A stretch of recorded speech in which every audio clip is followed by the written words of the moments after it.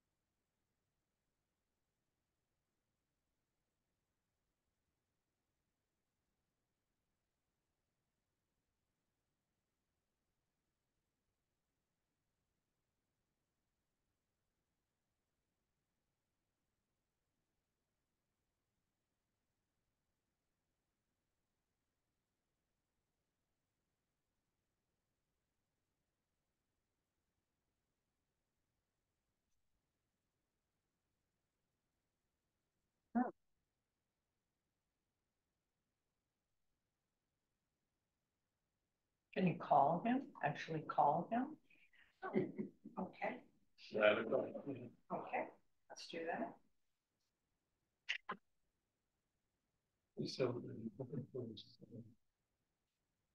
Are they 8 hours ahead in London? Yes. That's my child. It's 8. We're waiting for you on Zoom, Sonny. He said promote him to speaker? Yeah, okay. There we go.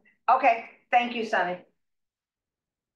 In the old days, that was, you didn't call out of your neighborhood. Well, how long distance call? Get off. Not even that long ago. I remember the first time I went to Europe, I was like calling cards, finding a payphone. Yeah. It wasn't that long ago. I like to think. Those wonderful payphones in England. Oh. Yeah. That's cool. There you are. Thank you for rejoining. We now have a voting quorum. I will turn it over to Vice Chair Natoli. Thank you, Ms. Gray. As Chair Wang is attending virtually today, he's in London, everybody. I've been asked to chair the meeting today. We're coming out of closed session, and I just want to report that the existing litigation, Hillcrest Country Club versus County of Los Angeles, has been dismissed by the court. Moving on to the agenda, item 5, disclosure of ex parte communications for board members. Do any of the directors have ex parte communications? I don't. Rob Welch with Beverly Hills. I've received several emails from John Davis and a few emails from Tricia McPherson. Are those ex parte of everybody is copied? Yes, because you have to disclose it to the public. Okay, then I have the same ones. I also received the same ones. Chair Wang. Same as well. Also, do I need to officially disclose the location of where I'm at for the meeting? You do not. Or is you do not. Okay. We all know you're in London. Vice Chair Natoli did make that announcement, but you don't need to provide us with your exact location. Thank you. You're welcome. And I also received those communications consisting primarily of Mr. Davis's, since I believe, discredited conclusion that the GSA is not lawfully founded. Before I move to the rest of the agenda, I'd like to read the rules of conduct for our public meetings. This is posted in the agenda. The board will only entertain comments that are civil. Anyone who becomes disruptive, disrespectful, repetitive, does not remain on topic, or impedes the orderly conduct of the meeting will be asked to sit down and given a warning by the chair of the board, or if attending virtually, will be muted. The individual will be asked to leave by the chair of the board if they continue with disruptive conduct for Government Code Section 54957.95. No warning is required if the individual is using force or threatening to use force against someone. Moving on to item 6, consent items. The only item we have on the agenda for consent is the approval of the minutes from January 17th, 2024 meeting. Are there any comments on the minutes, though? And do I have a motion to approve the minutes? Motion to approve. A second? Second. I'll take a roll call vote. Chair Wang, Yes. Vice Chair Natoli, Aye. Director Welsh, Yes. Director Nguyen, Yes. Director Singletary. Yes. Question, I ask a favor, could we promote Tilden as a speaker? So he's our attorney, in case there's a Absolutely, absolutely.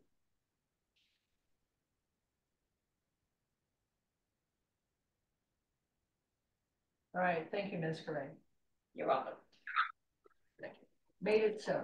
So this is Tilden. Can folks hear me okay? Yes, Yes. yes. Great. Thank you so much for including me as a speaker. Thank you. You're welcome. Certainly. Moving on to item 7, public comment. Do we have anyone signed up for public comment on items before the board, not on the agenda? Yes, so we do have Mr. John Davis, who is requested to speak. I do not see him, but I will allow Ms. Griswold to speak, as I do see her, and she will be followed by Ms. McPherson. So Ms. Griswold, I will allow you to speak. You will have 3 minutes to speak on public comment.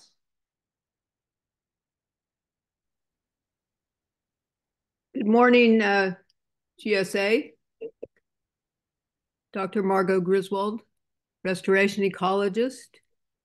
Today I'm speaking on behalf of the Los Angeles Audubon Society.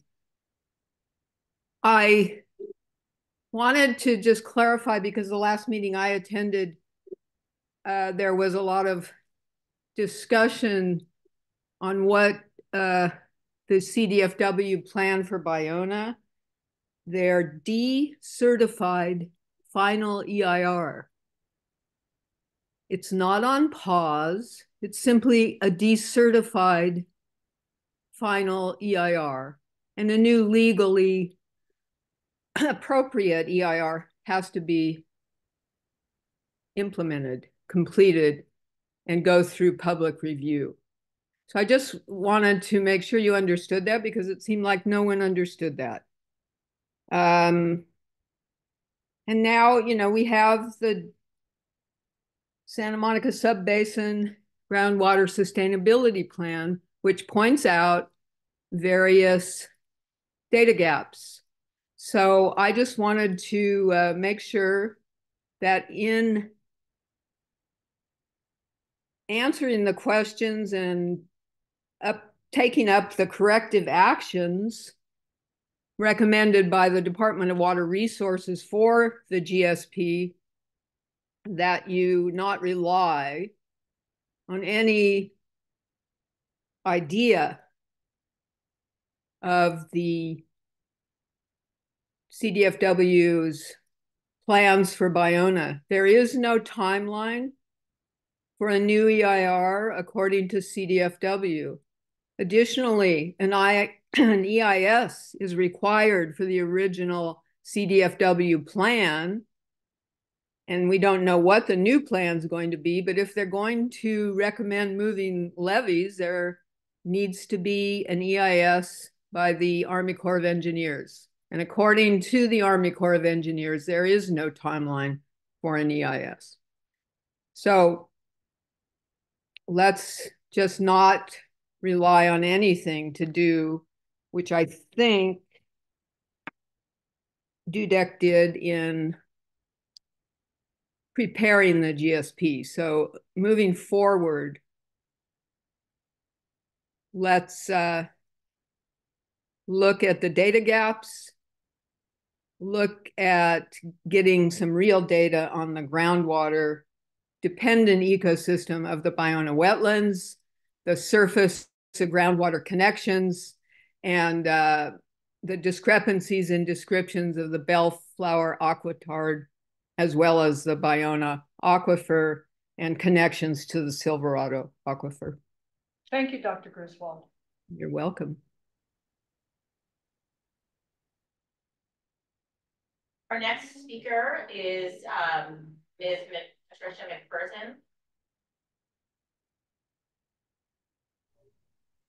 Good morning. Can you hear me? Yes, we can. I support the comments made by Dr. Griswold and the fact that these issues have not been addressed as a result of the City of Santa Monica's report that we have the contract for, that showed that essentially what was turned into the Department of Water Resources had to do with potable water sources of the City of Santa Monica, all of its drinking water resources there. And hence it was totally overlooked going south into the southern portion of the basin. And now we are asking for this to be done, and as is the Department of Water Resources.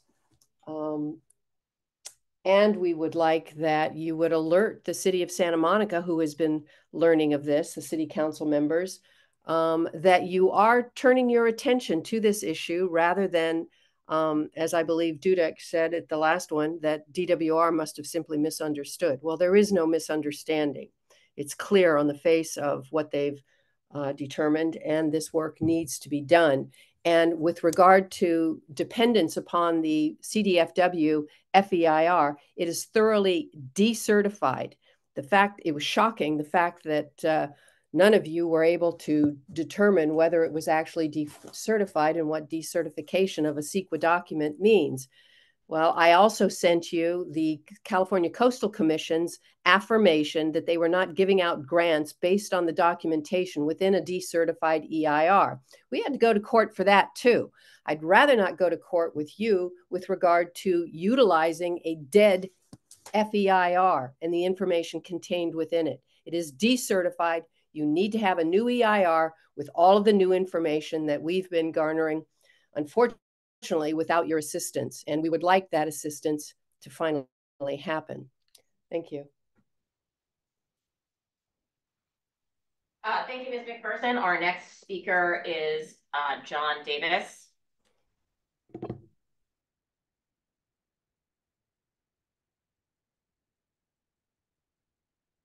Hello. Morning. This report of GSA claims it was lawfully established in 2017. That is not the case. California Water Code Chapter 4, Establishing Groundwater Sustainability Agency, Section 10723.6, requires a joint powers agreement, memorandum of agreement, or other legal agreement to establish a GSA. The term other legal agreement is not defined by the Water Code or the Government Code. Several City of Santa Monica documents clarify that an MOA would follow the MOU. However, an MOU was not complete, an MOA was not completed because the parties could not agree. So the City of Santa Monica employee Sunny Wang uploaded an MOU. The document did not satisfy the criteria to establish a GSA. The DWR simply assumed that the parties would comply with the Water Code and did not verify the document met the criteria set forth to establish a GSA. There is a process for a single entity to form a GSA and a separate process for multiple entities to form a GSA together. The MOU uploaded to the state portal by Mr. Wang states that it is not intended to form a GSA, that it is intended to form a GSA, but not a new legal entity. Conversely stated with the same truth value, this group intended to form an illegal entity, and that is the case today. It is incapable of complying with the law as it was not lawfully established. This explains the inability of the group to comply with the state of California Constitution, the Brown Act, the Records Retention Act, and the Public Records Act, among others. This group is simply faking legitimacy. This unlawful behavior is shameful, and the sworn oath of each of its purported members to uphold the Constitution and laws of this state are meaningless. The GSA evades the law with impunity, overtly thwarting the Sustainable Groundwater Management Act thereby. I hereby correct my email of April 16th, 2024, in that the reference to Big Keene Act should have been to the Brown Act. The provisions of the public participation are the same. A current example of the failure to comply with the state constitution and the Brown Act are as follows. Section 54953.3 of the Brown Act provides that a member of the public shall not be required as a condition of attendance of a meeting of a legislative body to register his or her name. Contrary to section. Time has expired, Davis. Thank you. Can we please do something about the echo? I'm having trouble hearing. I apologize, folks. We're hearing a pretty substantial echo from individuals speaking virtually. So I've asked Dr. Gold to get the technical people in to see if we can do something about it. So we're on hold for a minute here, and I apologize, but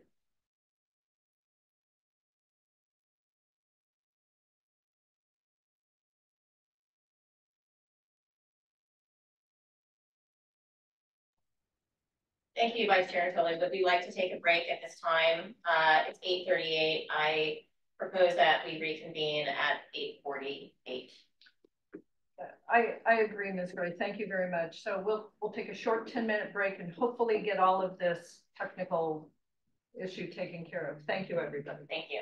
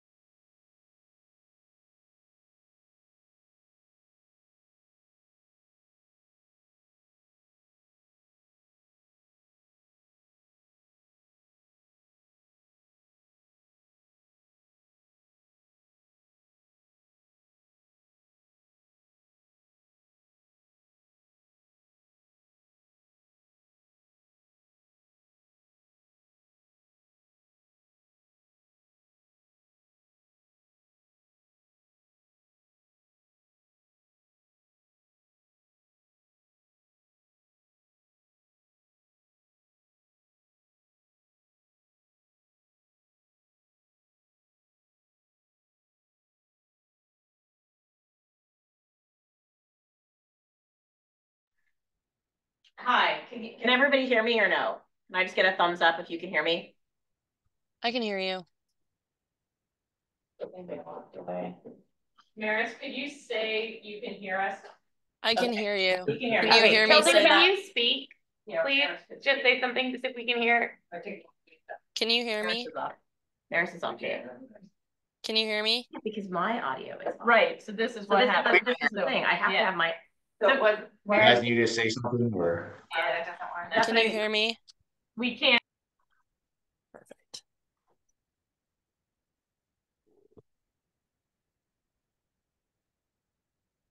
Testing, testing.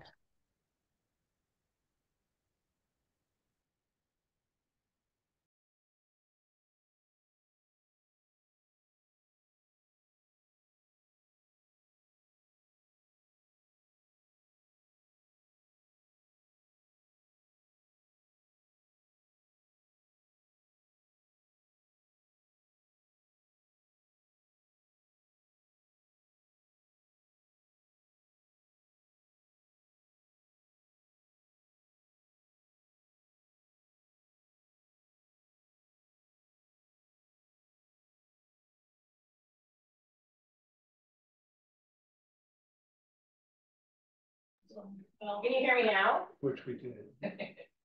I can hear you.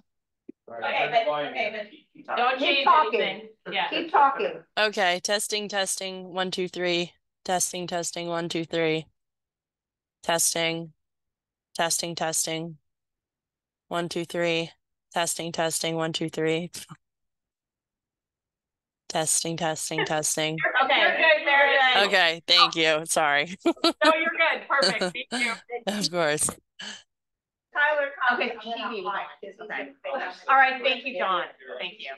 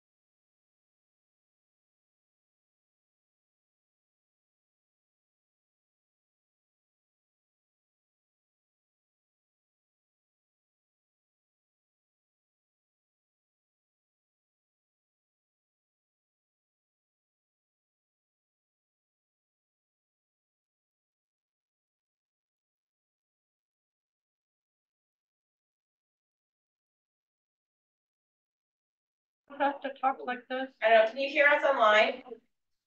I can hear you. Okay, so others can hear us? Dr. Griswold, can you hear?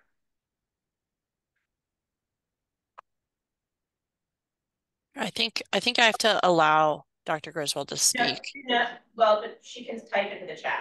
Okay. She indicated that she cannot hear, so, okay, Oh, there you're we here go. now. Okay, great, thank you. We're still on pause until yeah. 8:48. Yes, so we'll come back at 8:48. And you know, it makes sense.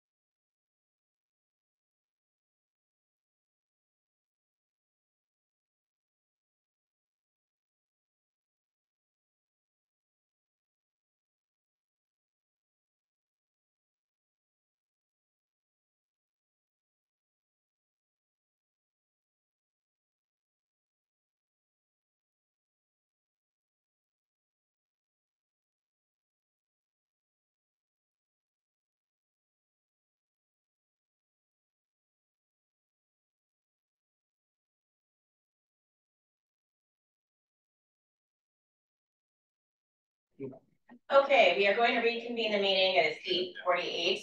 Vice Chair Tolley, would you? We can ask her. No, we'll just move on. Great, thank you. So the next agenda item is agenda item number 8. These are informational items.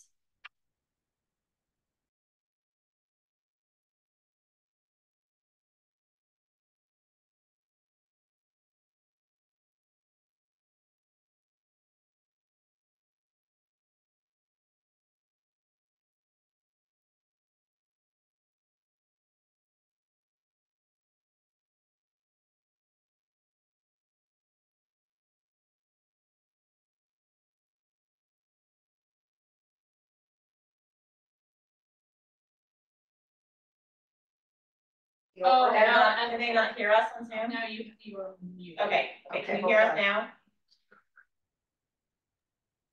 Can hear you guys. We can hear you. Okay, I gotta get on Zoom to get the PowerPoint. Oh, yes, they can't see the PowerPoint right now. Okay. Because Maris is sharing, yeah. Oh, Apologies. Mary is gonna share? No, No. I think you can share it if you just, Okay. that'd be great. But Dr. Gold isn't on Zoom, so the people on Zoom can't see. I see. Meredith, are you able to share the agenda item number 8, please? Yes. Thank you. Okay. Let's see who gets there first, Maris. Go. Perfect. Does this work? Yeah, so if you can give us the PowerPoint presentation, please. Perfect. Okay. Thank you. Yes. Okay, I need to get on. You need to mute yours. I'm gonna leave. Can't hear. If I'm not muted, nobody can hear us. No, it was me. I'm Okay, off. so- Go. Yeah. Okay, go. Okay. Sorry. Okay. Hopefully we're back on and everybody can see the annual report. So thank you. We're going to move to the next slide on this. Perfect. To start again, just to make sure everybody heard it, this is an annual report. It goes in, it's required by Sigma. It goes into DWR by April 1st of every year since the GSP was adopted. So this is the 3rd one that we've prepared. It was submitted on time, March 28th of this year. And it covers, this year's annual report covers water year 2023. And just as a reminder, water year 2023 starts October 1st, 2022 and goes to September 30th of 2023. So it's always on a 6-month delay by the time it gets to DWR, but that is how it's written into the regulation. So the big story for water year 2023 was that there was a huge recovery in groundwater elevation and in groundwater storage in the groundwater basin. And that is largely because the city of Santa Monica's production wells were offline for much of the year related to the construction of the Olympic Wellfield restoration project and the Arcadia water treatment plant expansion. So in comparison, I believe the groundwater production from the city of Santa Monica during that water year was about 400 acres, which is quite small in comparison to previous years. I mentioned we had increases in groundwater elevations and increase in groundwater and storage. Both of those are indicators of the health of the groundwater basin, so it's nice to see those come up and recover. We also looked at the chloride concentrations in the representative monitoring wells. Those concentrations were all below the measurable objective. That is a positive thing when you're looking at concentration, right? So the measurable objective is 200 milligrams per liter. These were lower concentrations than 200 milligrams per liter. And so that's good. Groundwater basin is healthy. And we also see that the GSA continued to make progress implementing the GSP. So just as a quick look at 2 figures from the basin, we're going to start with the next slide, please. Thank you. This is a figure showing, it's actually got a lot of information on the figure. The bars on the figure, those color-coded bars, are showing the groundwater production in the basin. during the water year. So, and this is from the city of Santa Monica's well field. So these are reported, measured groundwater extractions as opposed to estimated extractions, which we'll talk about at a later point in this meeting. So these are reported extractions from the city of Santa Monica's well field. You'll see that on average over the past, well, let's say between 2011 and 2020, towards the end of that graph, we'll have groundwater production between 8,000 and 10,000 acre feet per year. And again, this year is this tiny green bar all the way over on the left at 400 acre feet during water year 2023. The bars are color coded to indicate the rainfall that water year at the same time. So the green color coding on that tiny little bar also indicates that it was a wetter than average water year. And then the blue is I should actually say it's a wet water year. The blue bars are above average water years. Yellow is below, gray is dry, and orange is a critically dry water year. But what you see in the line is the change in storage. And you'll see that in this most recent water year, you had a really large increase in the change in groundwater and storage. So that's the combined impact of the wetter than average water year and the reduced pumping in the basin. So if we go to the next slide, thank you. These are groundwater concentrations from the representative monitoring points. This is the long-term concentration going back to the 1980s in some cases, down in the whole graph. And then there's a zoom in blow up of the more recent period from 2017 onward. And we do see that on occasion, some of the wells have had concentrations in chloride that are above that measurable objective. That's still nowhere close to the minimum threshold, so we're still healthy there. But over the past couple of water years, we have had concentrations that have all been below the measurable objective.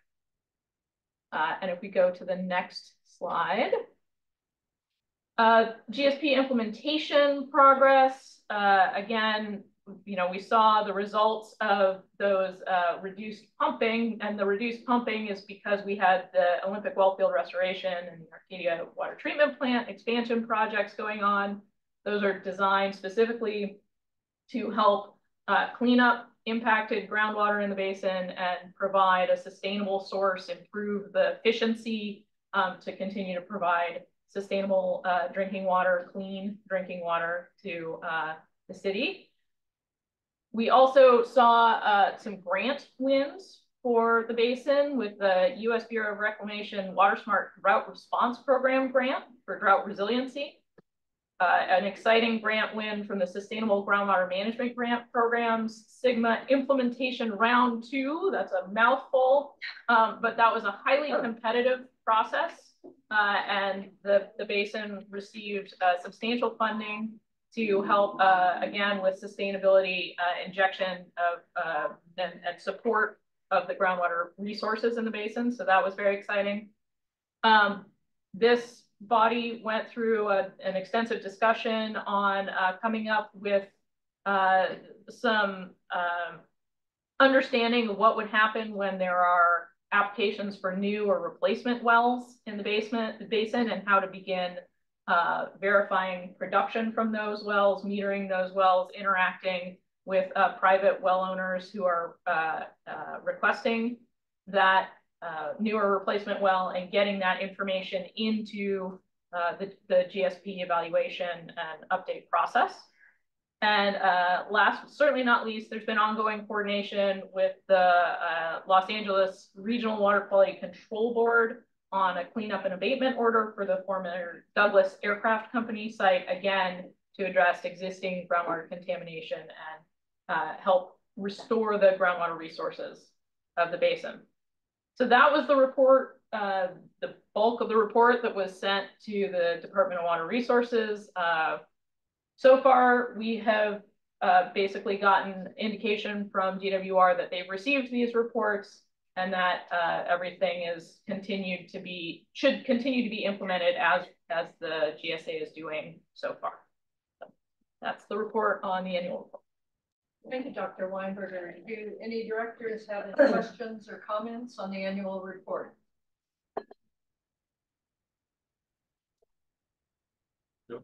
I think Chair Wang. I thought you might. Yes, Chair Wang. Chair, I just want to make a note on one item on the drought resiliency grant that Dr. Weinberg talked about. We received 6.1 million, I believe. That was for the groundwater recharge well, but I did want to note that we did include other GSP projects in there, such as the monitoring wells over in the Marina Del Rey, Playa Vista area. Those were not funded. There was like, I believe 3 projects in total we requested funding for, and then they only funded the recharge well project of the various requests that we have made. The other thing was more of a question, Dr. Weinberger. Can you, I don't know if it was in the slide, you mentioned the groundwater elevation in 2023 was higher than 2022. Obviously, as a result of reduced pumping from us in Santa Monica, but I was curious if you know the number off the top of your head or general ballpark of what that elevation change was. General ballpark, and don't hold me to the exact numbers, I can certainly get that to you, but general ballpark was on the order of 80 feet, 80. Okay, cool. Thank you. Yeah. And I had a question for the doctors, Weinberger and Gold, because I think this goes to your specific area of expertise, Dr. Gold, as well. Do we have any ideas to why the chloride levels increased in just a couple of the previous years here, and why they increased so much?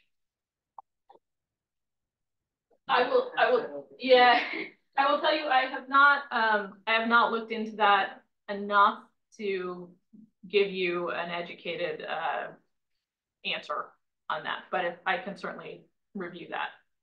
Very well, thank you. And do we have any public comment on this item, Ms. Gray? Yes, we do. So I had a request for John Davis. I do not see him online here.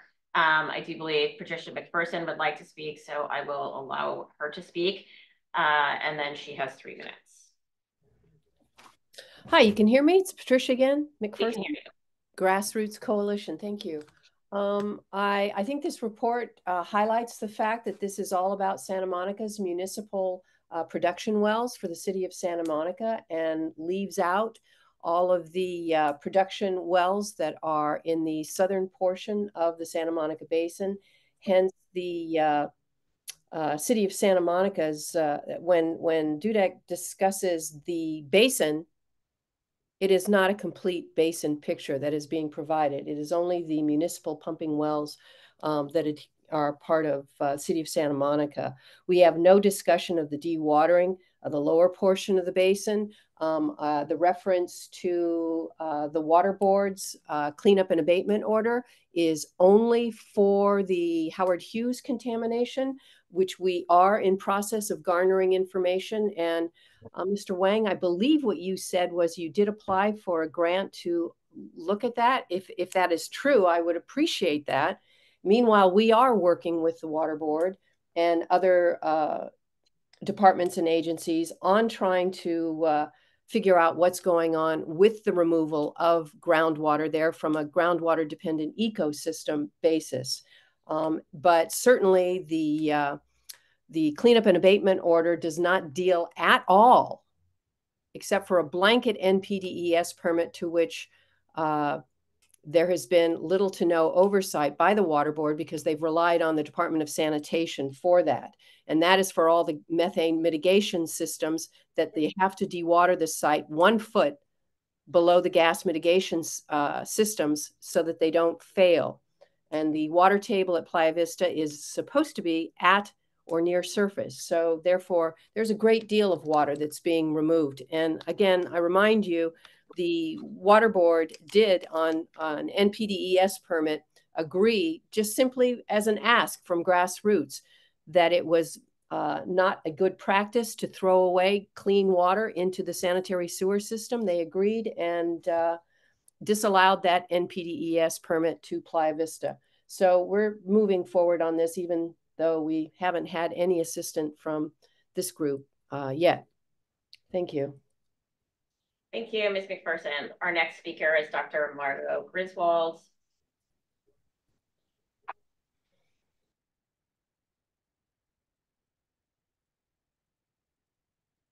Dr. Griswold, go ahead. Morning again, GSA.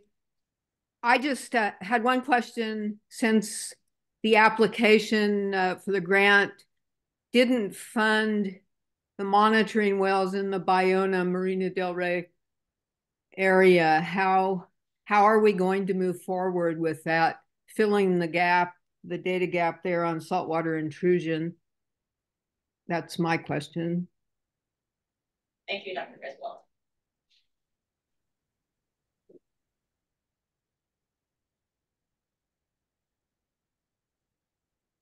Do we have any other speakers? We do not. So the next item is informational item 8B, example ordinances on groundwater extraction wells and monitoring. Yes, Mr. Wang. Sorry, I couldn't get my hand up quick enough. Just a couple of items for the rest of the board members here pertaining to the 2 public comments on that. I did have a conversation with the regional board regarding the dewatering volumes over at the Playa Vista area. The regional board is going to make an effort to publish those and share that with us as well, so we could leverage that data to refine and calibrate our model with that data available. During the discussion with the regional board, we have expressed that it was very difficult to find that data. They recognize that as well, so they're working on trying to make that data more readily available, which I believe will help with our GSP efforts. And just a general comment on the funding, I think there was a question on the monitoring well. That's something we will have to discuss here, because right now a lot of the GSP implementation projects are paid for by Santa Monica. So one of the discussion that's on later today has been ongoing is the cost sharing between the 5 agencies here. So the funding for that is kind of to be determined. But if it's to comply with GSP, ultimately, the city's best interest, because we're the primary pumper in the basin, to implement that at some point. We've got to find the money for it. Thank you, Chair Wang.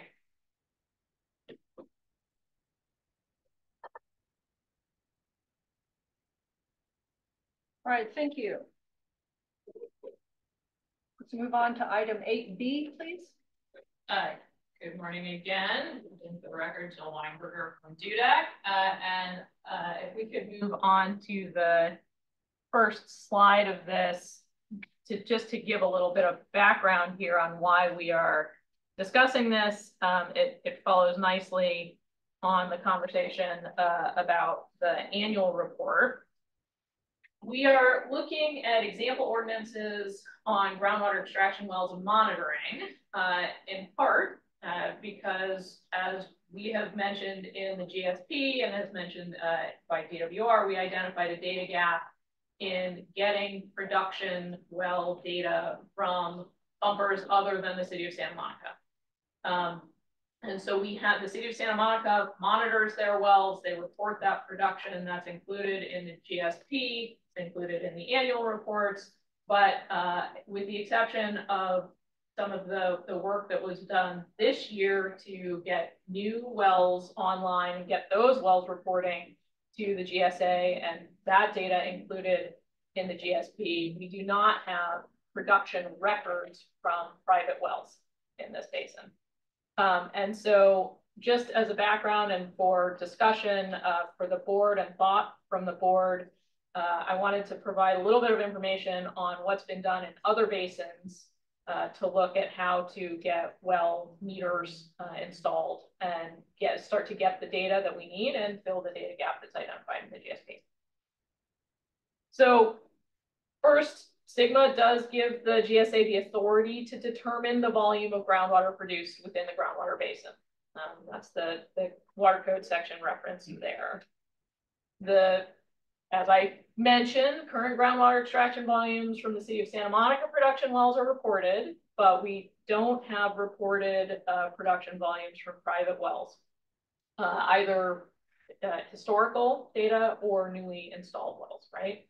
So we've begun to address that through some of the discussions we've had in that new well metering program, but that program only falls under the executive order, the governor's executive order, where if an applicant comes in for a new or replacement well, they go to the county tells the applicant they need to discuss it with this agency. And then the agency can say, great, here's our procedures for that. We need you to start monitoring, right? That doesn't get us other data. And if nobody comes in to ask for a new well or a replacement well, they're still pumping from the basin. We still don't have records of their pumping. So again, we're just going to take a look at a couple of ordinances, and I misspoke when I said GSAs have developed groundwater extraction well ordinances. That's true, but some of the ones we're going to look at are actually from pre-Sigma and before these agencies were GSAs. And the first one we have an expert on in the public who can discuss the process after the presentation if the board would like. But the first one comes from the Ojai Groundwater Basin. Now, like I said, this was pre-Sigma. It was adopted in 1993, and it's an ordinance requiring registration, metering, and reporting of groundwater extractions within the boundaries of the Ojai Groundwater Agency. And I start with this, one, because it's the oldest we're going to look at, but two, because it really defines the three key themes that are in all of these ordinances and requirements. So basically, you have to register. That's what the ordinance says. And in part, what you have to do is you got to report your groundwater and your groundwater extractions, and it defines the requirements for reporting. It also defines the requirements for the meters that have to be installed, and it defines penalties for violations of the ordinance. Okay, so those are kind of the themes that are in all of these.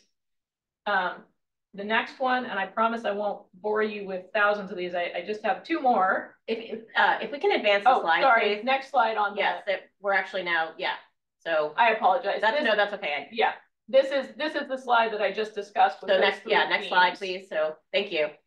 And here we are. So we're going to see these themes come up again. This is an example from the Fox Canyon Groundwater Management Agency, an ordinance requiring installation and use of metering equipment for groundwater extraction facilities. This one was adopted in 2001. The language is that operators of extraction facilities shall install metering equipment on each well that extracts groundwater. It also requires backup metering. So that you can't come to the agency and say, my meter failed this year, I don't have anything. The idea is that you've got a backup, and you should be able to, between the two meters, get whatever you need fixed and continue reporting. It also requires, in part, the timing of the reporting. So it's semi-annual meter reading and reporting. And it requires the agency, in this case, to maintain a list of appropriate meters, manufacturers, distributors, installers, and have that available for the public so that you make it easy for the public to understand what's required, where they can go to get the appropriate meter, and have it installed. And then it does include a process for meter disputes and penalties for the violation of the ordinance. And last, if we can move to the next slide. Thank you. Last, we have a recent example, this one being under Sigma from the North Fork Kings GSA. Again, any new groundwater extraction facilities constructed, in this case, after January 31st, 2021. Keep in mind, this was adopted in 2020. So they gave a little room for people to understand, read this, and comply. Shall be registered with the North Fork Kings GSA within 30 days of the completion of drilling activities. And here again, you're going to see those themes. You gotta, what the requirements are for registering a new and existing well. So this now groups in existing wells. Penalties for failure to register. Discusses the GSA's authority to measure groundwater extraction. The flow meter requirements. The GSA's authority to establish accounting rules for allocations and carryover in the event that happens, and the GSA's authority to propose groundwater extraction fees. So I'm just bringing these up. We've heard public comment about this. We identified it in the GSA, and we do recommend, DUDEC does recommend filling data gaps that have been identified. I'm sorry, we identified this in the GSP. DUDEC does recommend filling data gaps that were identified in the GSP. this is a data gap that we feel you should consider. Thank you, Dr. Thank you, Dr. Weinberger. Do the directors have any questions or comments? Chair Wang, do you have any? Yes, go ahead. I was waiting for you guys to get into the room. If you had a chance first. I think at this point, it's good to have these different examples of this. Based on prior issues we're dealing with private wells, I believe it's in our GSA's best interest to develop these rules and regulations for the GSA to better support the GSP for additional requests like that may come down the road. So I would like to ask our GSA consultant and staff actually we don't have staff, the GSA consultant to develop a draft ordinance for the board to review and consider at the next board meeting. And I would add to that, thank you, Chair Wang, and I would add to that the respective councils for the member agencies work together to create this draft ordinance for us to consider. I think that's very important. I like everything I see in these examples that Dr. Weinberger has given us, but there may be specific tweaks necessary for our basin, maybe some things added, some things deleted, but I certainly would like to see something, and I would like to see us move forward with an ordinance that's in place so we can get the information that we need and that we're ahead of the game as much as possible. Ms. Gray, do we have anyone signed up to speak on this item? We do. Do we want, we'll take in-person comments first and discussions first. Certainly. Then we can take. Sorry for if I gotta have a follow-up question on that, it's probably more for our legal staff that's also in the meeting. When we adopt such ordinances, is my understanding that the GSA sets sort of the requirements, but the enforcement's up to each member agency within their city boundaries. So would the process be we develop like a draft ordinance that the board here considered, we approve that draft, and then we take that to each agency's governing body for them to adopt a local ordinance to support that, because the enforcement will be up to each local agency. Is that correct? Do any of the attorneys have an opinion on that?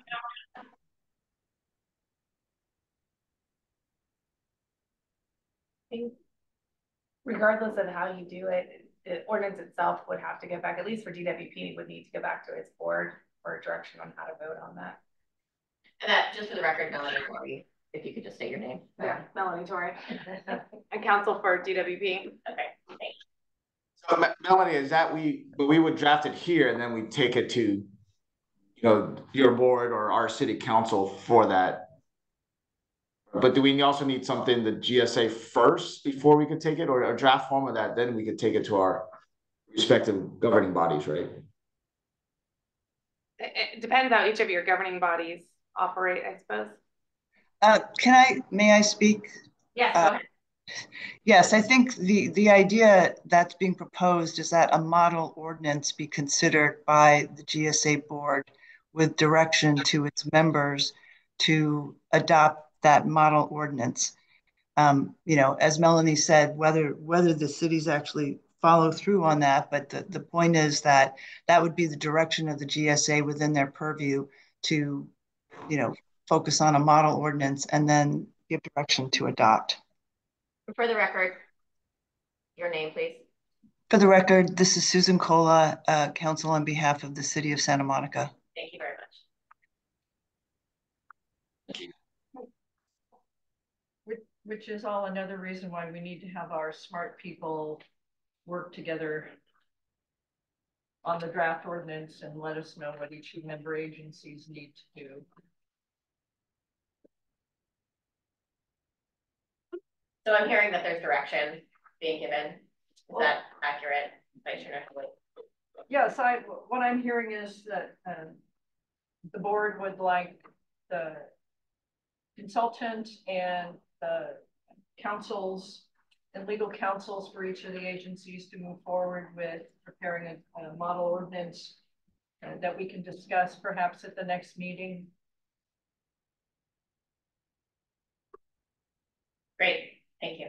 All right, with that then, let's hear from the public. Yes.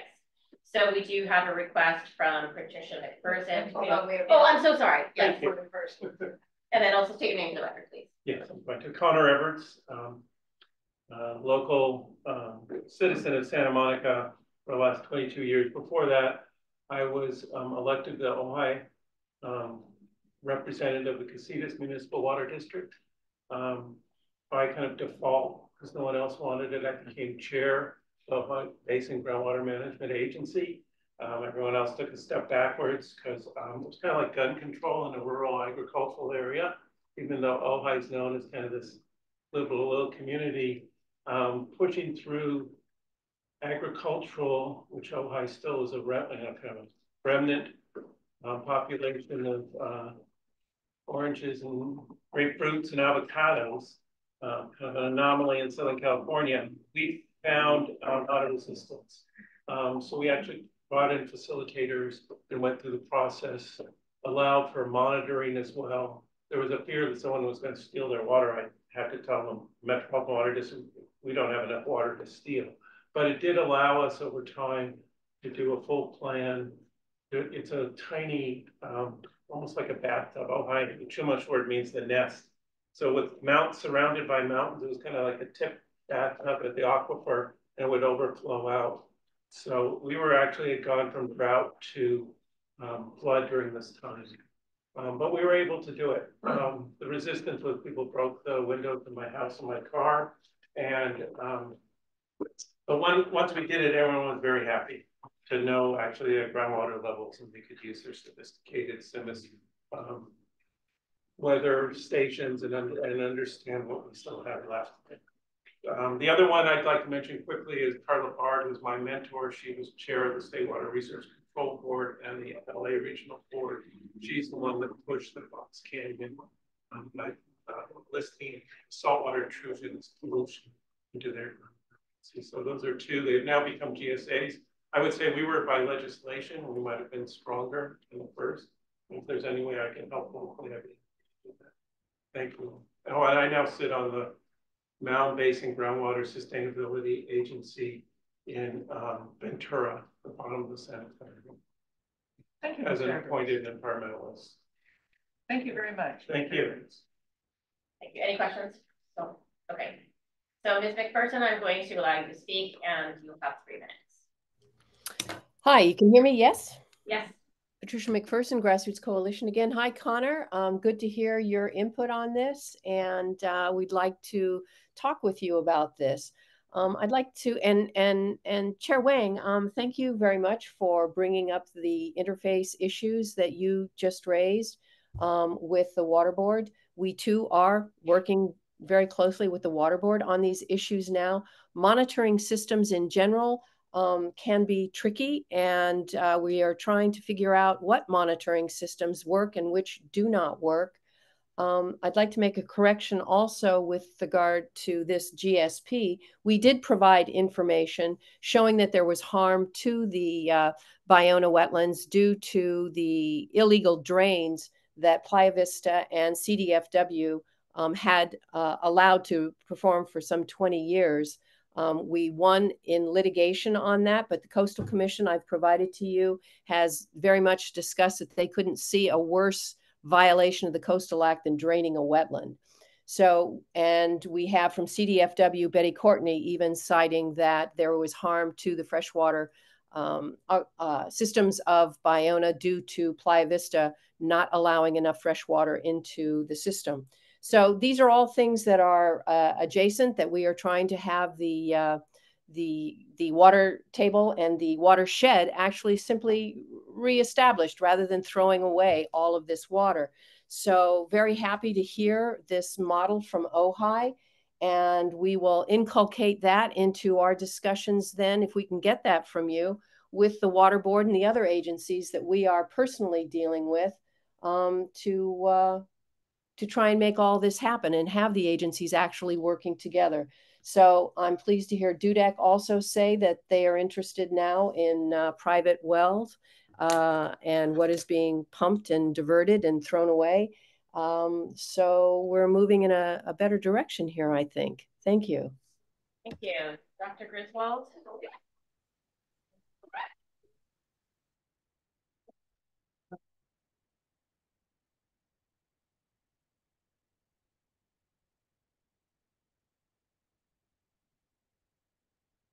There we go. I just had a question. So within these monitoring, you would still include the entities that were pumping water, even if they had a permit from the water board? That's my question. So Playa Vista, for instance, because that's my focus is the Ballona wetlands. Thank you. Thank you.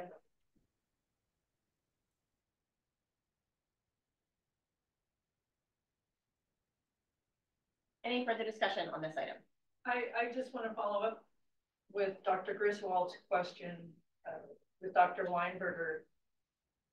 My assumption would be it's all pumpers, whether they have a permit or not. We're just asking for reporting for numbers, or we would be just asking for reporting for numbers. Is that correct? I think that's up to this board to decide. We can draft an ordinance and you can take a look at the language, but I don't know that I am making that decision for you. But we could, I would think we would want to hear from everybody who's pumping, whether or not they have a permit. We want the numbers. To clarify, there's not a pumping permit. I think they're talking about a discharge permit. So once you pump it, discharging the water, that's what you would get from the regional board. Those are two separate things. And can we get both? I'm sorry. Could we get both numbers? Could we get both discharge numbers and pumping numbers? So, I think clarify, I think what you're asking, so the discharge numbers, as Melanie was saying, is through a discharge permit that's issued by the regional board. And that's what we're working on right now and publishing that information. So it's publicly available. So that would be available to us. As far as the pumping numbers, that goes back to the ordinances for us to then implement and enforce and require that. So that'll take more time for that to happen. I think the state board or the regional board is trying to have those dewatering numbers published sometime this year.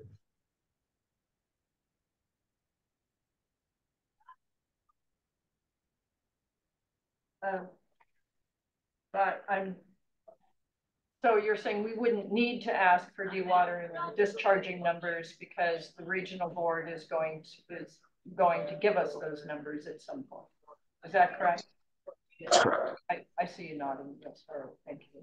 But as far as whether or not they have a permit for pumping, even if someone has a permit for pumping from the board, we can ask for production numbers from that well, or that would be my question. If we can ask for numbers, even if someone, for pumping numbers, even if someone has a permit, I'd like for us to be able to ask for those numbers.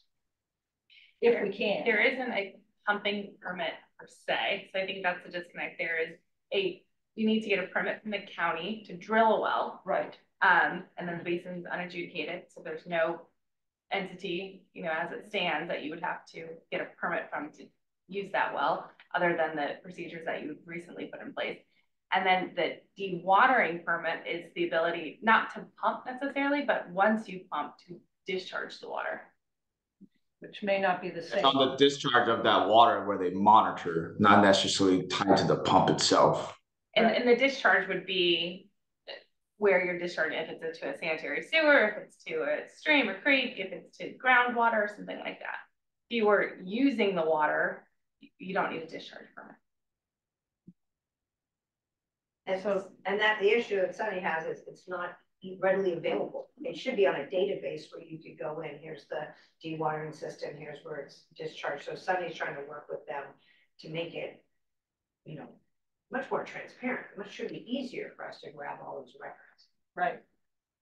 So what numbers are the directors comfortable with trying to perhaps put into an ordinance? I'm just trying to think about giving more direction for this model ordinance.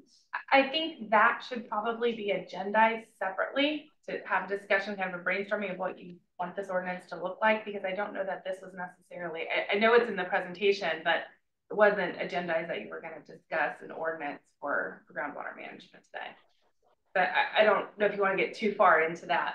I mean, you can come back with ideas for it and agendize that, but I would caution you about, you know, kind of trying to develop thoughts now on it.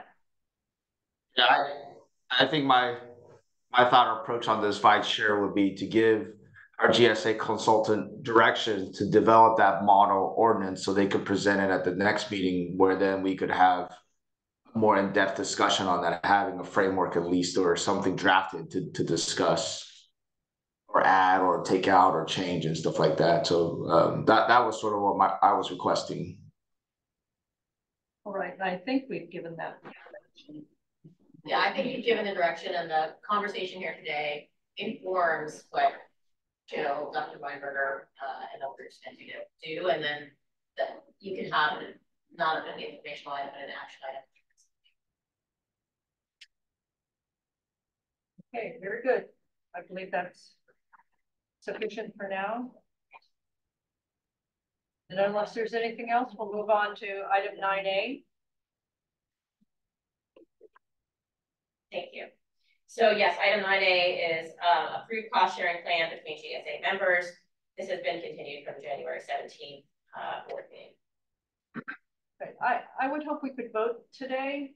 Again, I'm advocating for an equal sharing of our annual costs over the 5 years. I believe Santa Monica is taking the brunt of the work for this, and I certainly appreciate that, but I believe as we all have an equal vote, that we should all have equal share in the cost sharing. I know there's been some hesitation for that on the part of some of the member agencies, but that's just what seems fair to me, that's equal sharing for equal voice in the agencies. Chair Wang, did you have a comment?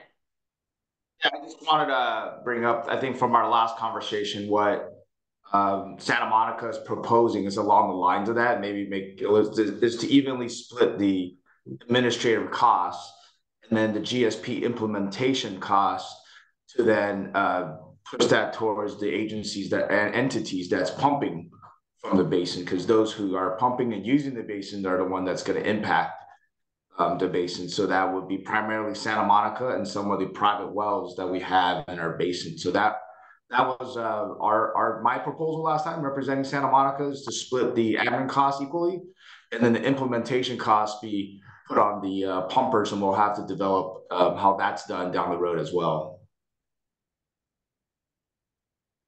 Is there more discussion by the directors?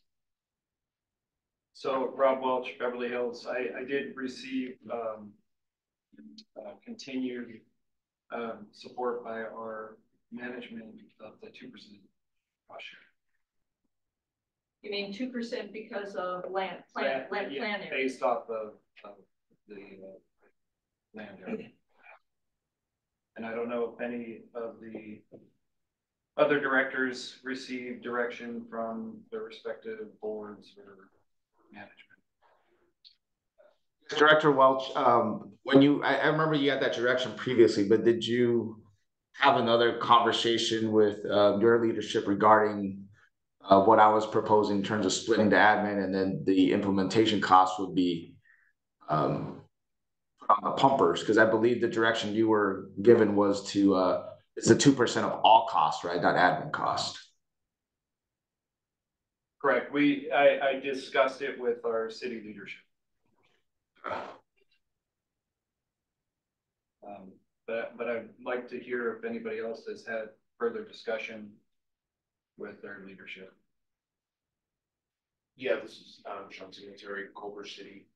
So I am not authorized to do the equal cost share, so I would have to vote no on that. John from LEDDP, we're still okay with 20% cost share. That's our brand.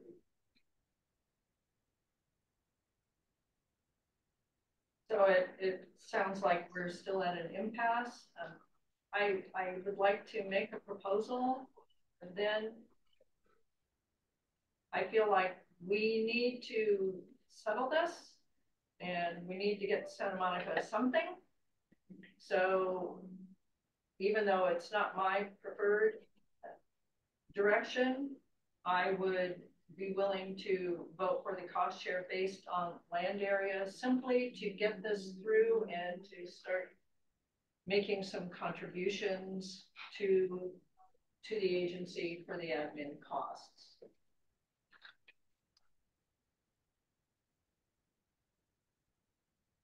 Well, this is John. I would vote no on that. If that was. I had to put it out there. Sure.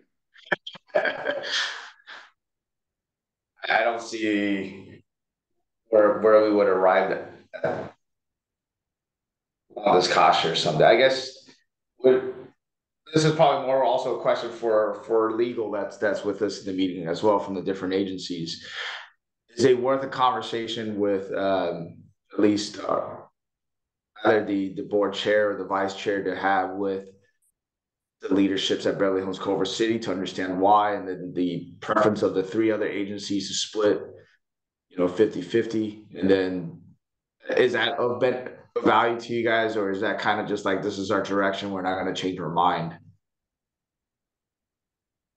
Yeah, I mean, this is Director Singletary, that's just the direction we have. And then even with that cost share based on land area, it would still go to our council and it could get rejected there as well. I mean, if you guys are looking at just cost projected based on land area, you might end up paying more on that implementation costs down the road, right? If Beverly Hills' direction is 2% of all cost, that'll be easily more than what your 5-year cost share is going to be. If you look at the salt nutrient management plan we need to implement, that's at least $1.5–2 million.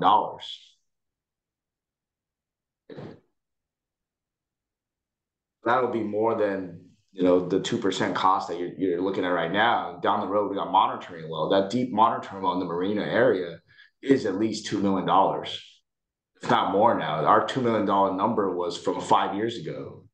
We drilled that with USGS. I would imagine it's probably 3 or 4 million now. So it's just something to think about too. If it's trying to reduce your dollar contribution, it's actually splitting the admin costs equally and then leave the implementation costs on the pumpers will be more favorable from a dollar standpoint, if that's the objective. So this is Tilden Kim, counsel for Beverly Hills. And since there, can folks hear me?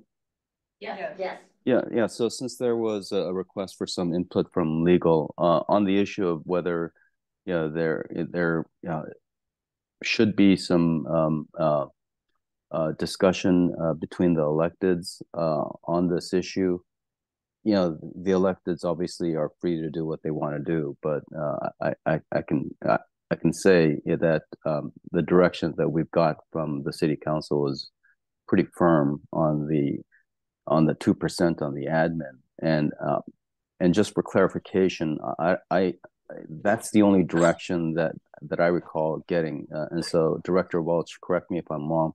As to the as to the project costs, it's my so that hasn't been addressed or vetted thoroughly, but it's my understanding, based upon what the sentiment that I've heard from the electeds is the project costs would be more borne by the project proponents and beneficiaries, as opposed to spread some percentage among the member agencies.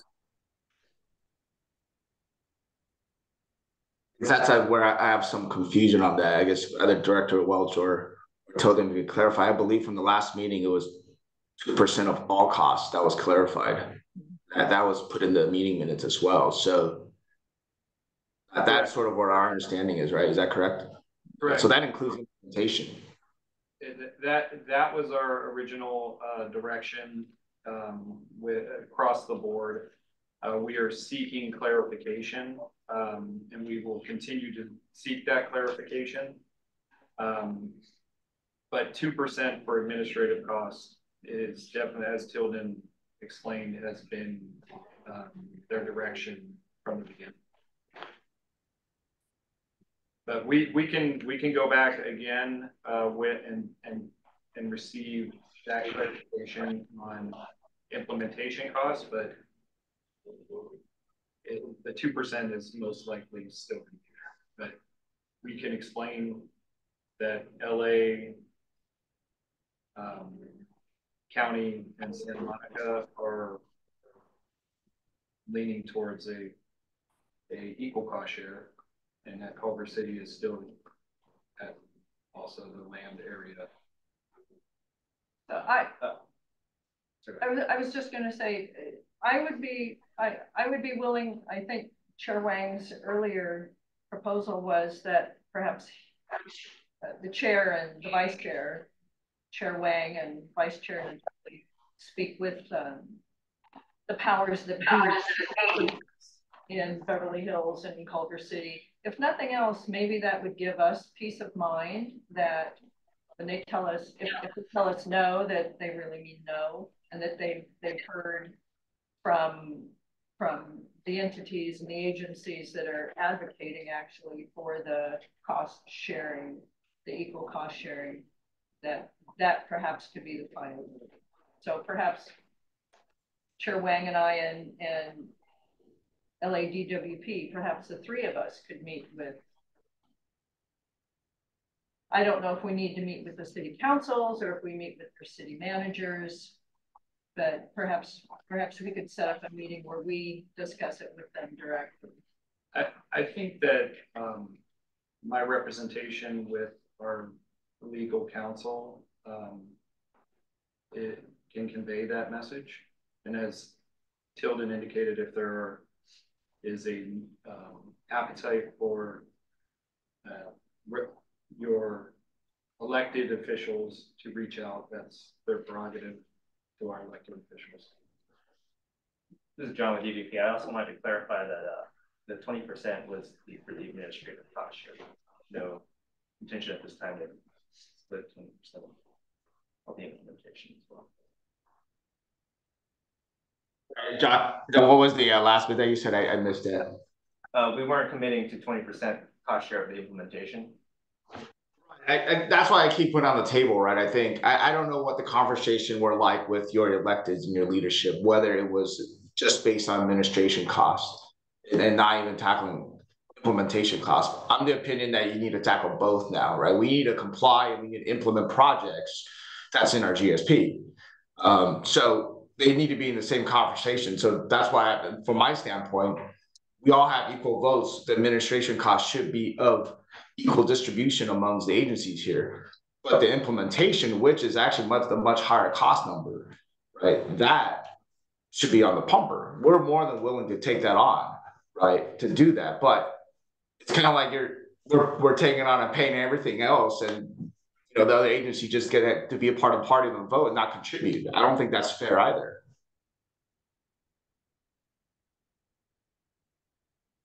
So perhaps Culver City and Beverly Hills could suggest a meeting, go back and suggest a meeting with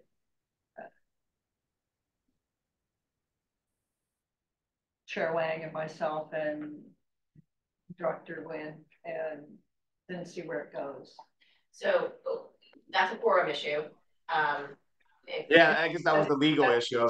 Are we allowed to have that conversation?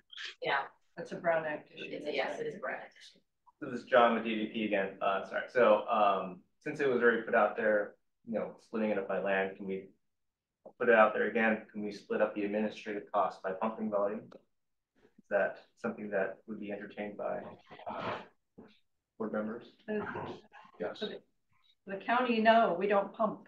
So that doesn't sound fair to the county.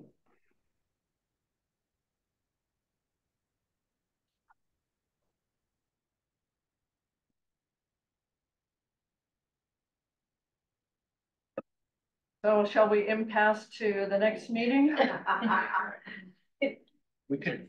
One thing to ask, is there like a fixed value? The folks who want to only pay percentage that if they said it was 25 or 50 or whatever, like a number that would be acceptable, or you want to do it on a percentage basis? I'm just trying to help you think of ways you might be able to. Director Singletary, yeah, so these are the only two proposals that we've seen. I know we've had some discussion about another agency possibly picking up costs from the agencies that are paying less than the fair share. We haven't actually seen that proposed. So these are the only numbers that I've discussed with my management. So we could, I guess I take the vote to put it to bed that neither of these would work. And, you know. Yeah, I mean, at this point, I don't know what, because even the other options, right? I think I suggested that last time, Director Singletary. You know, maybe if you want to contribute a smaller share, we'll take it, but you still need to justify that as well. And then what I struggle with is we all have equal weights in voting, and that's also why we can't get this done either, because it requires majority vote. So it's just going to continue down this path, because what I'm hearing is you have been given firm direction from your electeds. Well, not from electeds in Culver City, but residents has to vote, you know, as you have to be unanimous. So we wouldn't be able to pass either of these. And then I guess it gets into the topic of whether an agency leaves the GSA. If it's a fiscal issue, you know, where does that leave everyone with implementation? Those costs we're not even thinking about. Just the administrative is where we're at.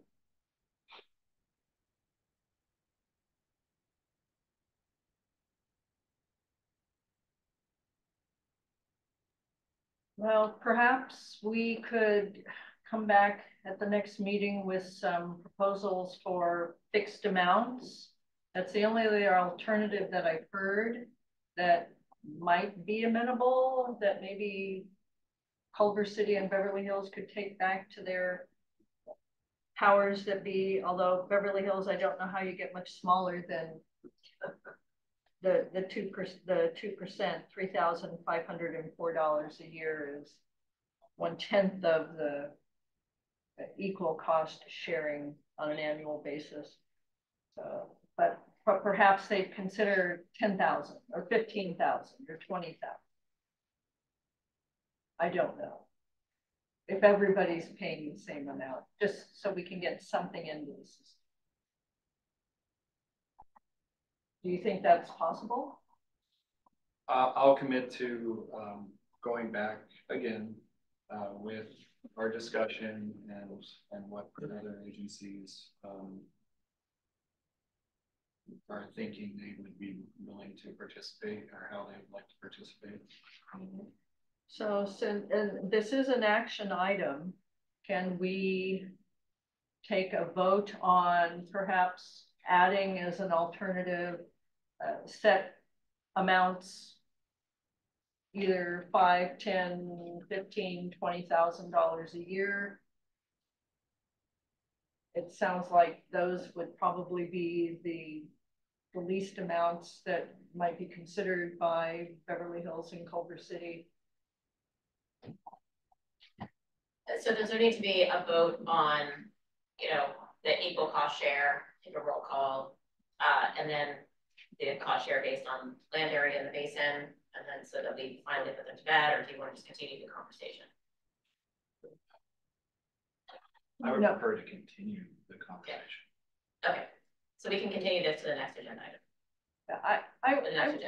I would think it'd be helpful just for, if nothing else, for a point of reference to keep the two current proposals on the table, but then to add to it, just so we can see where we've been and what has been considered. To have we would add, put out a memo with the alternatives. Yes. So those alternatives are the equal, the base by land, base by pumping, and then whatever other iterations thereof. I suppose we could throw in the pumping. Let's make it even more confusing than it already is. Too many choices. I think we talked about pumping. We have talked about it previously. Yeah. So it just, if we're talking about trying to memorialize what's been discussed, I think it would be reasonable to include. And just for clarification, and when I'm discussing it with our management, where each agency is currently at with their direction? The decisions that are being made, are you still having to go back to your respective boards for a decision, or do you have the authority to vote on this either way? I'd like to hear from each agency what their next steps are. Yeah, may just want to flag for you as you're asking the consultant to do more work, you're incurring fees for fees you in the first place are not sure how you're going to cover. So you just may want to be cognizant of that fact. Would this require a resolution from the GSA side from the agencies, or is that an agency by agency decision? Because if it's under a certain threshold, it would not be for our council. That's why I asked. But if it requires a resolution,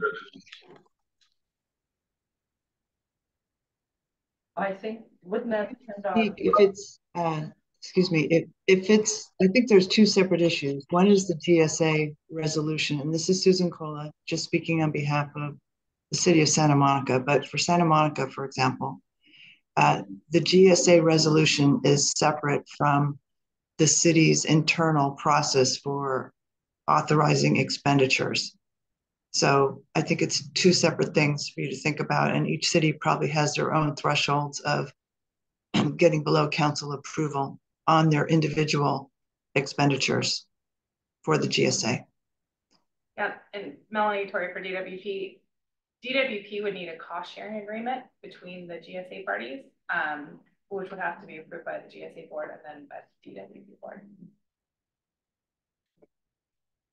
As long as it's within 5 years, that would just be DWP board. Anything over 5 years would be council.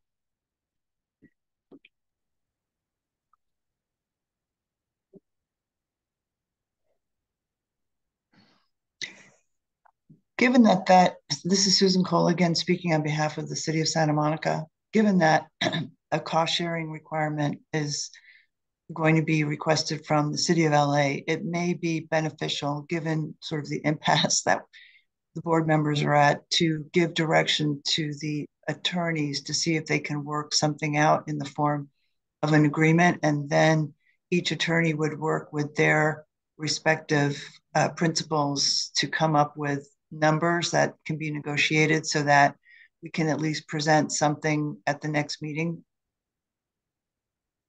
I think that sounds reasonable. Okay, so the motion would be... Yeah, this is Tilden Kim for City of Beverly Hills.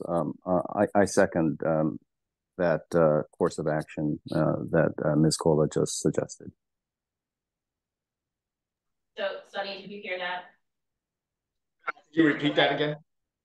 Yes, so the direction is to have all of the respective attorneys come up with a proposal. So there would be communication. We'll have to obviously draft a motion directing attorneys to coordinate and then come back to the board after discussing amongst themselves and internally within cities and counties, and then bring that back to the next board meeting. So I guess I'll make a motion, I guess, with that direction. Yes, yeah, if you want to make that motion, that'd be great, or someone else can make it, whatever you'd like to do. Yeah, I'll make a motion for that direction for the each agency's attorneys to work together to come up with a plan before the next meeting for us to continue this discussion. Okay, and we have a Vice Chair Natoli or a comment. Before we do that, I believe we need to hear from the public. Yes, do we have, I don't have any hands raised now, but is there anybody? Please raise your hand if you'd like to speak. Okay, Trisha McPherson, I will allow you to speak and you will have 3 minutes on the clock. Hi, I just wanted to raise a quick point on all this pumping and dewatering. Dewatering requires pumping in a lot of instances, including for the gas mitigation systems. And there is drainage on top of that. But also I wanted to draw your attention to well completion reports. Well, completion. Ms. McPherson, go ahead. That's not on topic, that's not on this item, so. It is a matter of funding for, is it not, for garnering it as a We're not, easy. I'm sorry, but I'm going to have to remove your allowance to talk. That is not germane to the agenda item. We're not talking about implementation at this time. We're talking about administrative cost sharing. So, but thank you, please. Your points are often very, very important, but within context, within the appropriate item. So thank you. And do we have anyone else signed up? We do not have anyone else. All right, thank you. Then, if there's more discussion by the board, I have a quick convoluted suggestion, so just bear with me.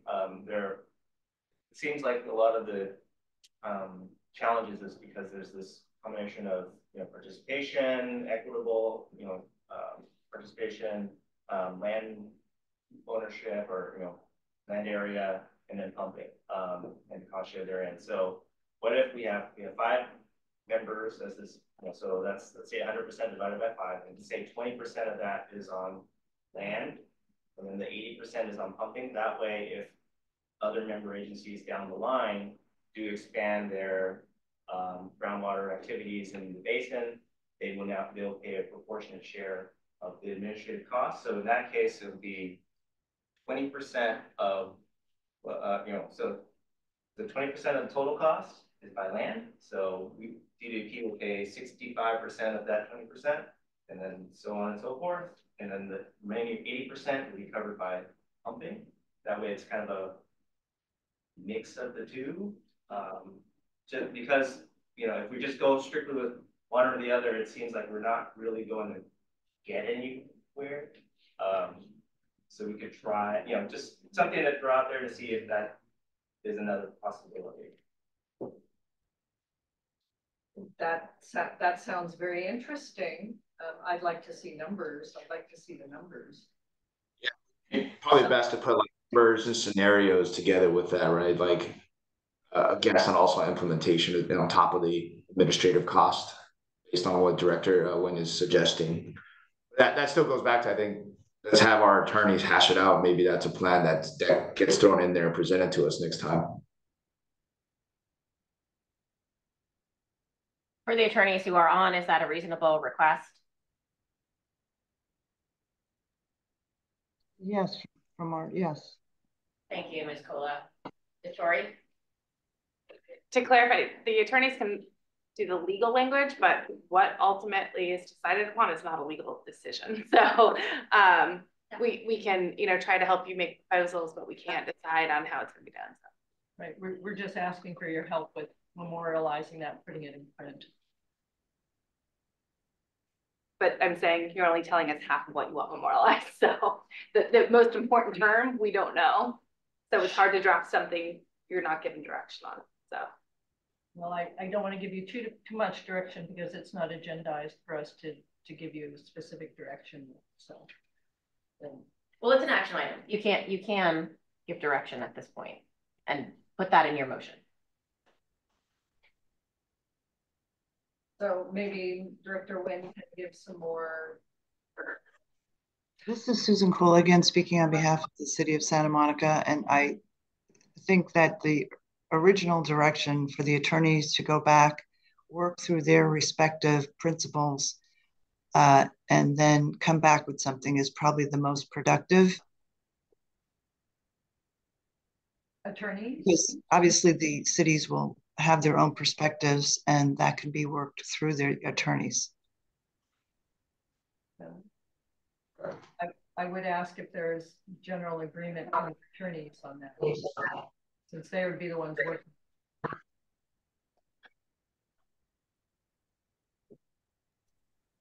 This is Tolan Kim for Beverly Hills.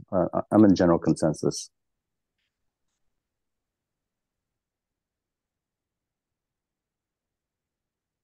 Sorry. So we're just going to continue the item. Correct. We're continuing the item again. Yes. Okay. Great. All right. Then, a motion? Yeah, I think we need a motion and a second to continue the item. Go ahead. Chair Wang made a motion, right? Do we need to second that? I mean, To repeat the motion that I have, the for the attorneys to work together to come up with proposals. To continue the item. So that's the motion. Can continue the item. So it's just all in one motion. So we have a motion on the floor by Chair Wang. Do we have a second? I'll second. Okay, thank you, Director Singletary. So I'll do a roll call vote. Chair Wang? Yes. Vice Chair Natoli? Aye. Okay. Board Member Singletary? Yes. Board Member Welsh? Yes. Board Member Nguyen? Yes. Thank you. Next item is item number 9B. Yes, approval of our bylaws. Is there discussion by the directors?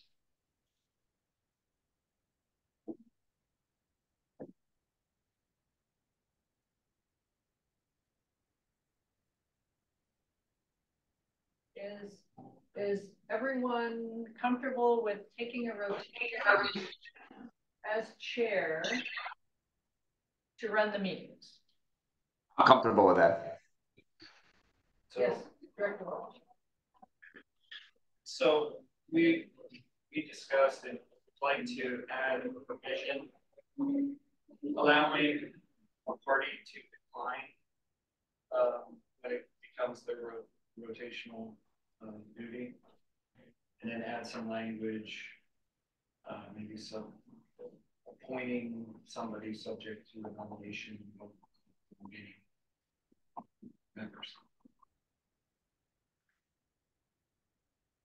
So rather than if we have a list, if number 3 declines, it wouldn't just move to number 4. You would advocate that we have to have an election? I guess it could move to number 4. It might be the easiest. Just whoever's next on the list. That would be fine. Is that acceptable? I'm sorry, I'm just thinking about if we don't have an election, John from DDP, if we don't have an election or nomination and let's just say everyone declines. Sunny Gina, Sunny Gina, Sunny Gina. Yeah. I do plan on retiring at some point. Well, get your cloning experiment going, okay? When you perfect it. Otherwise, everyone's fine with just a rotation. All right, and then it's putting down and print what the order of rotation is. So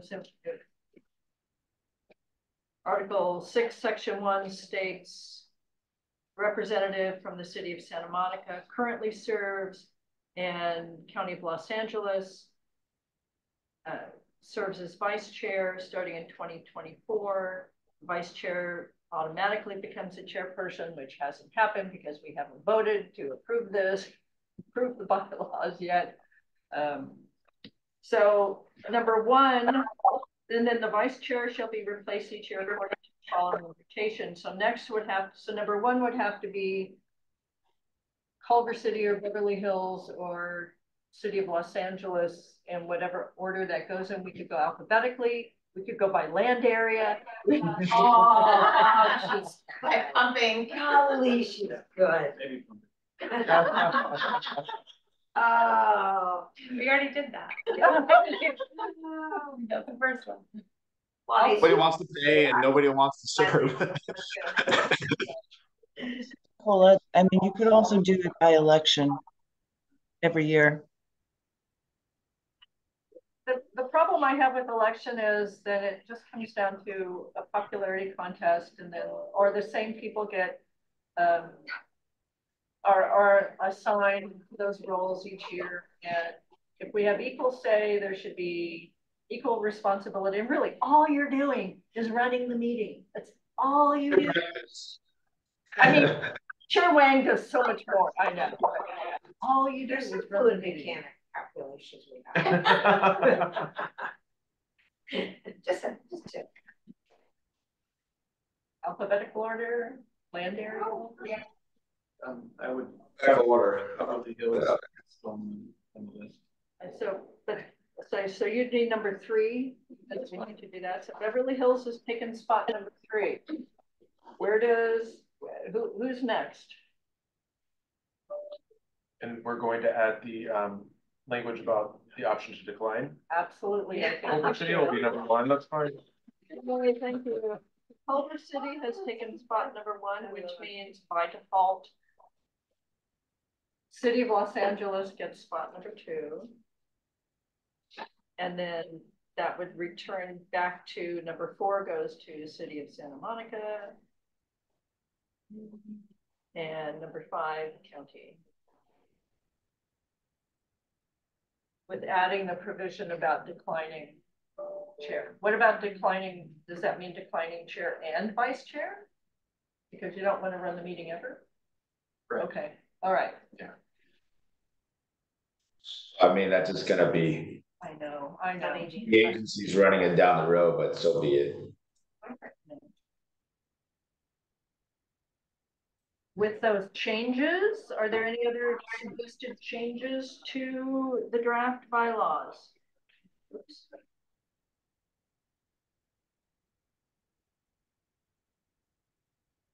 All right, with that then, do we have any comments from the public on this? I do not have any hands raised. All right, very good. Then I believe we can go ahead and take a vote. The motion would be to approve the draft bylaws as amended today. That's my motion. I'm making the motion. Thank you. I believe Chair Wang, you seconded, is that correct? That's correct. Okay, we're having a hard time hearing you. I'll come closer. Yes, that's correct. I second. Thank you. Okay, so then I will take a roll call vote. Director Singletary. Yes. Director Wynn. Yes. Director Welsh. Yes. Vice Chair Natoli. Aye. Chair Wang. Yes. Motion passes. Thank you. So then Very electing, gratifying. 9C, electing new chair and vice chair, it just rolls over. Rolls over. Well, that's already. So would that mean that Culver City is vice chair? No, because I am not officially vice chair. I'm just serving today because Director Wang is in London. Chair Wang's in London. So I would officially become the chair. Okay. And Culver City would become the vice chair. So we would decline. City Just there for the next meeting. LA. Well, this is an action item, so we do need to vote. Yeah. Oh, we would decline. Oh, you must be joking. Oh, Really? you can do it. It's just in the meeting. All you have to do. It's really not hard. You want to confer with Director Gonzalez? Director Wynn? No. I mean, that could, but then wouldn't that push it to the next meeting? Yes, it would. The election of the next meeting now.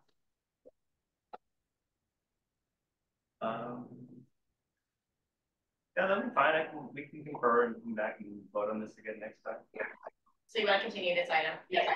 Sure. So the motion would be to make the changes as proposed to article, make the changes as proposed, but continue the item for a vote. They're two separate items. So we've already approved the bylaws. As I understand it, the direction is to elect the chair and continue the vice chair election to the next meeting. Yes. Okay, Thank you. That's correct. Right, so whose motion is that and whose second is that? It's Director Wynn's motion. It is. Okay. So move. Okay, and then do I have a second? I'll second. Thank you. Okay, so we'll do a roll call. So Chair Wang. Yes. Vice Chair Natoli. Aye. Director Singletary. Yes. Director Welsh. Yes. Director Wynn. Yes. Thank you.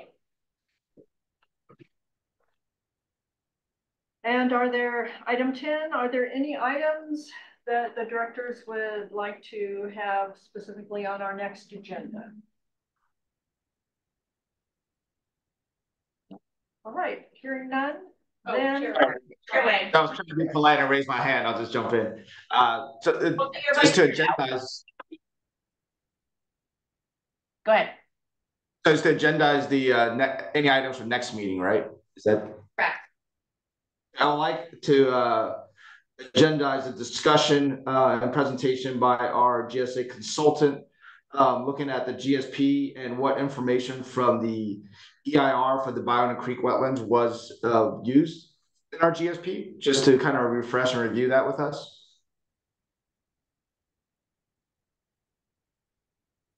Okay. Thank you, Vice Chair Wang. Any other items for the agenda?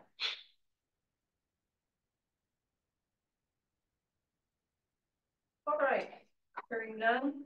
Ms. Gray, when would our next regularly scheduled board meeting be? So it is in July. It would be on July 18th, I believe. No, No, you're it in would be June. June, I'm in June, sorry. July 17th. July 17th, yes. Maybe we should add an agenda item to set the meetings for the next 2 years. We have meetings for 2023 and 2024. Yes. All right, so we need to set them for 2025 through 2026. So that's another agenda item. Oh, for our Yes. July 17th meeting. Yes, let's add that okay, to the agenda. so people know. But for this year, it'd be 17 July. Correct. Correct. All right, with that, if there's nothing else, the Santa Monica Basin Groundwater Sustainability Agency is hereby adjourned to 17 July 2024. It's 10:09. Thank you very much, Chair. Thank you, everyone. Thank you. Congrats, Sunny. Thank you. Yes, Congratulations. Yay. Big flip. Hey guys, we'll see you in person soon. Okay. Thank you. Bring us a double decker bus. You know, from here. Heathrow. I haven't seen much of London. I just been at Heathrow. That's where the conference is. Oh, I'm sorry. Not so fun, right? Yeah. I think so. And Selmo Collins was there too from DWP. Really? I had a photo with Marty and Anselmo last night. Oh, good. Yeah. Oh, good. I was trying to keep. Oh, actually, I saw Marty. I was watching the Laker game with Marty last night for a little bit. Like 3 in the morning. So, all right. Goodbye, everyone. Thank you. What was going on?